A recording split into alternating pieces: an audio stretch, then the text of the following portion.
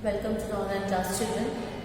After the half yearly exam, now we will start our new syllabus, our syllabus for the annual exam. Okay, half yearly exam is over, everything is over. Now we will start the syllabus of annual exam. So here for class 3rd, this is for class 3rd and this is 2nd. Today I am going to take. Okay.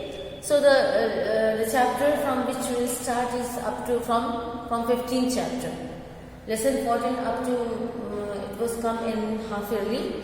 Now from 15th onwards, from 15 chapters we will start for the annual portion. Okay. Now here the name of the chapter is The Lord Who Became a Blacksmith, Part 1.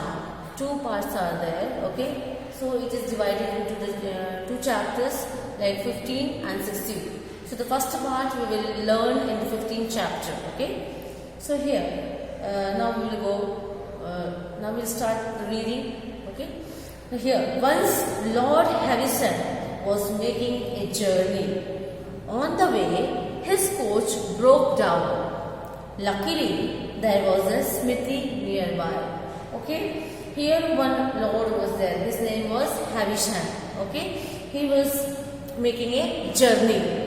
On the way, his coach broke down. He had a problem in the coach. Okay. Then what happened? Luckily, nearby it was blacksmith. Smithy was there. Okay. There was a smithy was there to repair that coach. So the Lord ordered the coachman to call the blacksmith and get the coach repaired. The blacksmith did the work within no time and asked $1 in payment. The Lord gave it to him. On the way, the Lord was very sad and angry about losing $1. He was very sad that why he has lost that $1. It was not such a big task. Okay. So he rode home, called his wife and said, Who rode home? That Lord Harrison. Okay. And he called his wife and said, What a pity. He took a whole $1 for such a triple. Means he was telling to his wife that what a pity. I have just given whole $1 to such a small work. What is that? A thing of little value. For means that thing of little value. Means if of no use, then also he has given $1 for that work. He felt like that. Okay. Then he took off the things. Then he took off the thing, heated it, gave Enoch. Okay, so gave Enoch here and there, cooled it and put it back again. So what that work was that? He is describing that work in front of the wife. So what he told? For what purpose he has given that $1? So he took off the thing. What he is telling?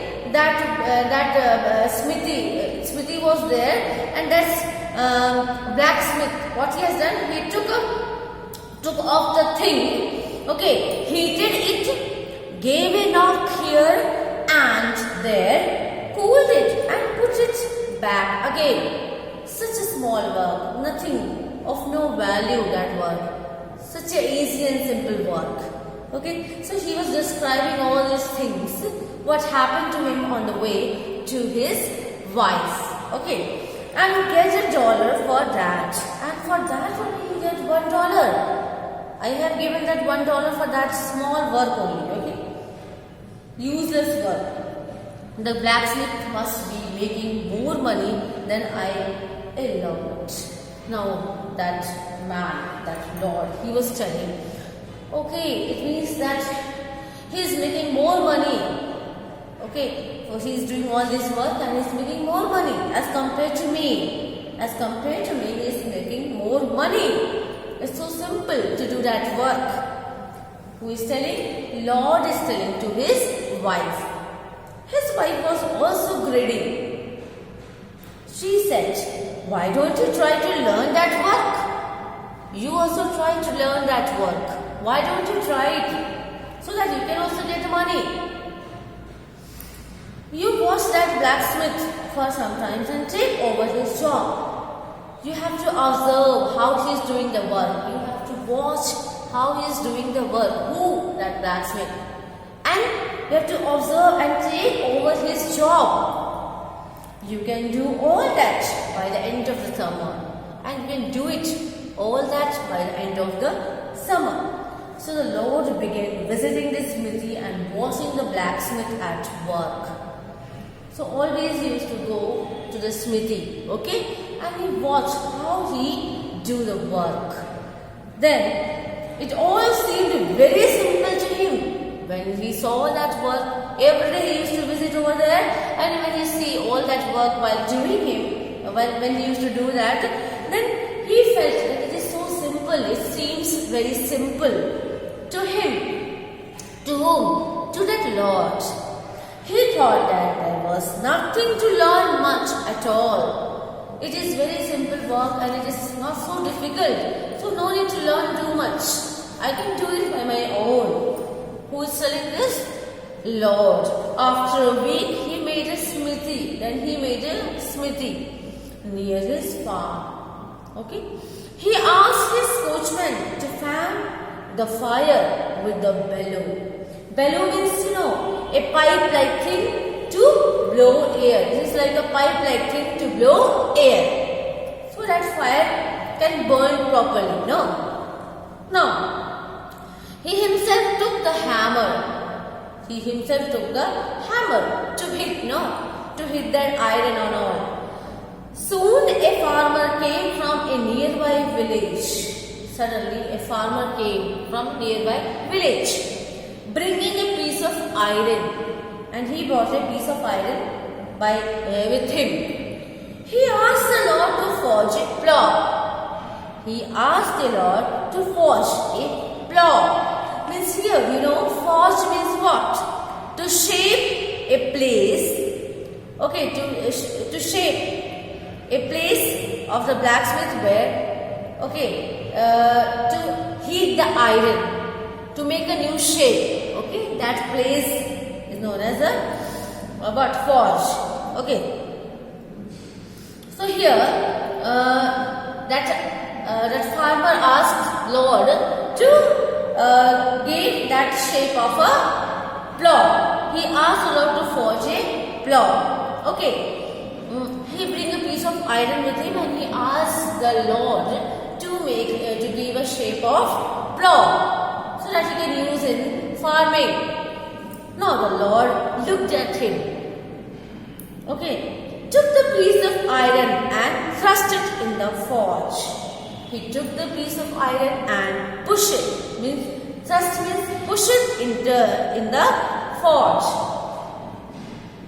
where they used to give the shape of that piece of iron in different tools. Okay. Now he put some coach on the top and called the coachman.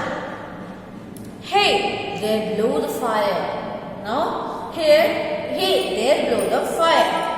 The poor coachman did as he was told. Then the coachman was doing that work how he was told by that Lord. He blew with all his strength. When the piece of iron was red hot, the Lord put it on the anvil. And what is anvil? A place where blacksmith beats the hot iron. And turned to the farmer. Turn to the farmer. You then take the big hammer and beat it. Be quick. Then he is telling that you also take a big hammer and beat it. And do it quickly. Do it fast. The farmer picked up the blacksmith's heavy hammer and began hammering at the iron. And he started hammering at the iron as it was instructed by the Lord. Who? Farmer. Now he beat so hard that spark flew from it. So he was beating so hard that the spark come out from it. Spark means the droplets of the heat, means we can say that is when it was heated, the droplets of the heat comes out from it, isn't it? No, means a small fairy particles thrown off from the fire.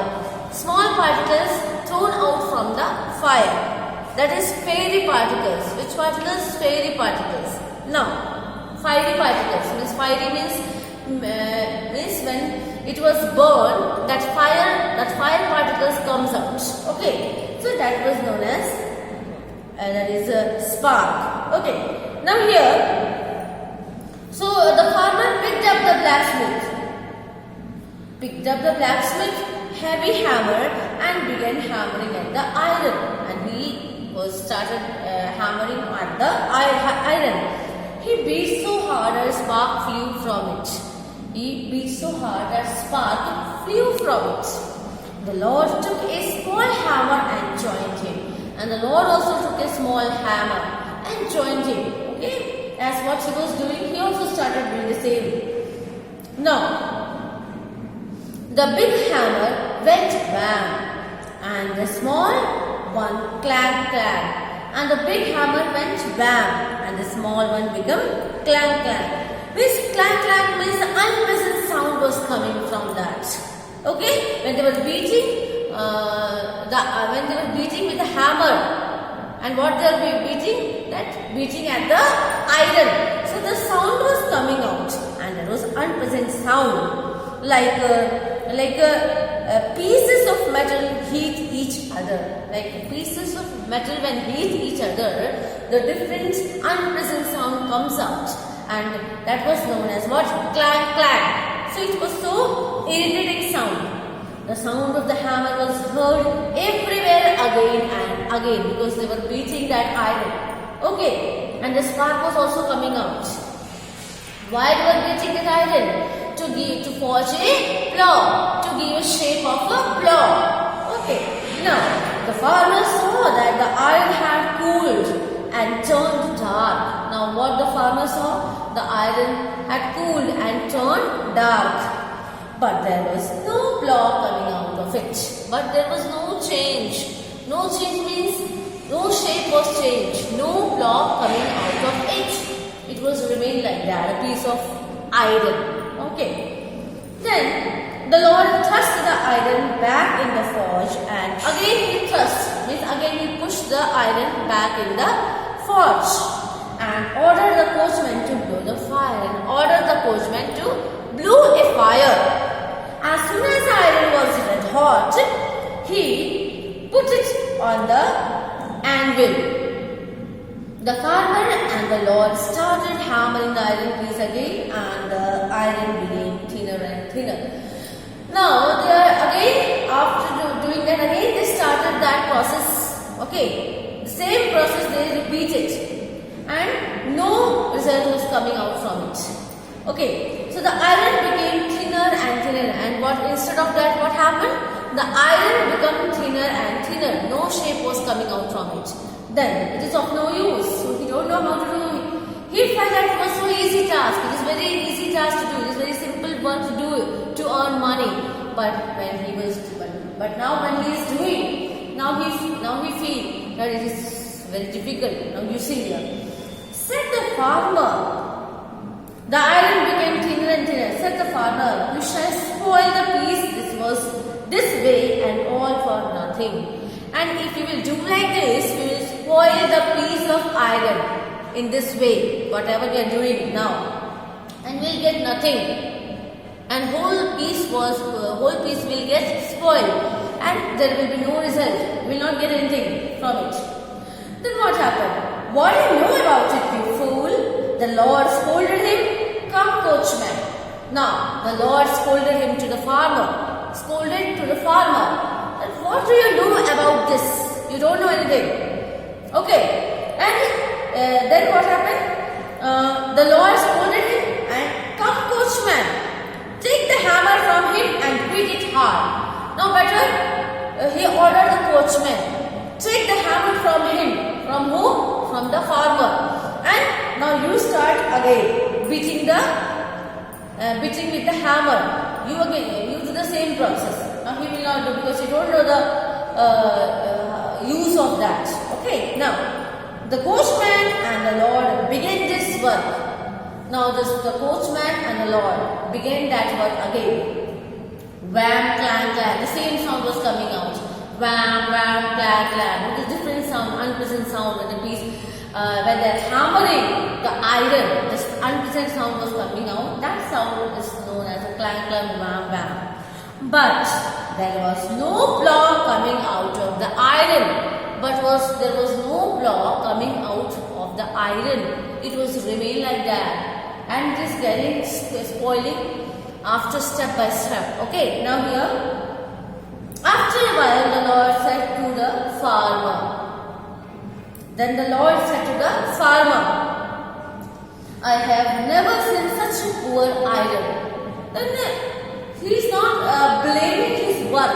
He is not blaming, he is not accepting the fault that he don't know to do that work. But he is blaming that, what he is blaming? Who? That Lord, blaming that iron. What he told? I have never seen such a poor iron as this. A plow will be never come out of it, and a plow will be never come out of it. Now he is telling that the plow will never come out of it, because actually we don't know how to do that work. But he is blaming that the piece of iron which was brought by the farmer to forge a plow. Isn't it no? To give a shape of a plow. That's iron piece. No. So he was simply blaming that small piece, and what he is telling, this is a simple, this piece is not at all good. That iron, he has not seen such type of a iron piece. Okay. Such poor iron piece, isn't it no? So it means that he is not accepting his fault. He is blaming others. We don't know how to do that work, but then also he is not accepting that fault. He is not able to do that work. Okay, so this is story I think I have understood very well. Okay, and please try to learn the word meanings which are given in the book, as well as from the middle of the chapters. Whatever you feel the word meanings are difficult, try to learn that word meanings. And please read the chapter by your own also, so that you can understand more and more. Isn't it now? So, hope you have understood this chapter. This chapter is over. Okay? And I'll give you the exercise part. Okay? Thank you.